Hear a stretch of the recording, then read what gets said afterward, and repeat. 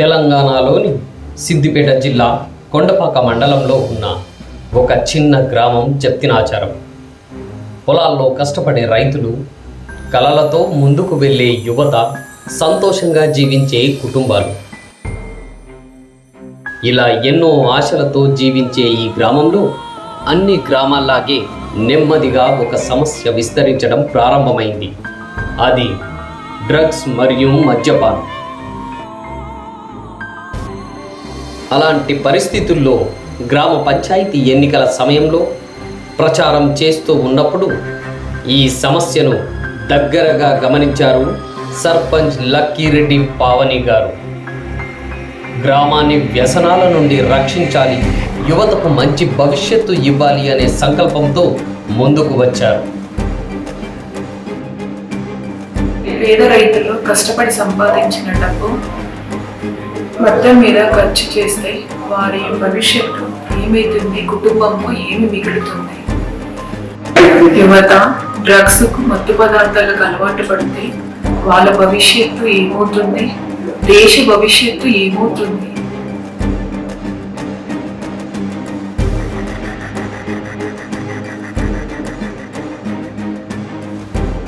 సర్పంచ్గా బాధ్యతలు చేపట్టిన తర్వాత పావని గారు ఒక పెద్ద అవగాహన ఉద్యమాన్ని ప్రారంభించారు. గ్రామ సభ ఒక ముఖ్య నిర్ణయం తీసుకుంది. గ్రామంలో పూర్తిగా డ్రగ్స్ వినియోగాన్ని నిషేధించారు.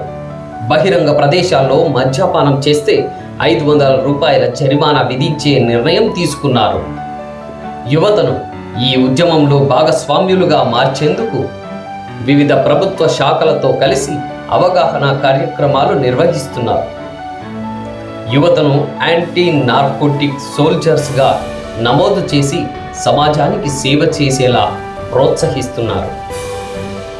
యువత స్వయం ఉపాధి వైపు వెళ్ళేలా న్యాక్ మరియు యూనియన్ బ్యాంకులతో కలిసి ప్రత్యేక కార్యక్రమాలు నిర్వహిస్తున్నారు. గ్రామంలో మూతపడిన లైబ్రరీని పునరుద్ధరిస్తున్నారు. చెడు మార్గాల్లో వెళ్ళే వారిని గుర్తించేందుకు కమ్యూనిటీ వాలంటీర్లను నియమించారు. QR కోడ్ ద్వారా వ్యసనాల నుండి బయటపడేందుకు హెల్ప్ లైన్ కూడా ఏర్పాటు చేశారు. తన్మన్ స్వచ్ఛత ఇతివృత్తంతో గ్రామాన్ని పరిశుభ్రంగా ఉంచడంతో పాటు వ్యక్తులకు అవగాహన కల్పించుటకు శ్రమదానం, స్వచ్ఛత నిర్వహిస్తున్నారు. ఇది కేవలం ఒక సర్పంచ్ కథ మాత్రమే కాదు, ఇది ఒక గ్రామం కలిసి చేస్తున్న సామాజిక ఉద్యమం. సర్పంచ్ లక్కీరెడ్డి పావని గారి నాయకత్వంలో జప్తినాచారం గ్రామం డ్రగ్స్కు, మద్యానికి దూరంగా ఆరోగ్యకరమైన భవిష్యత్తు వైపు అడుగులు వేస్తోంది.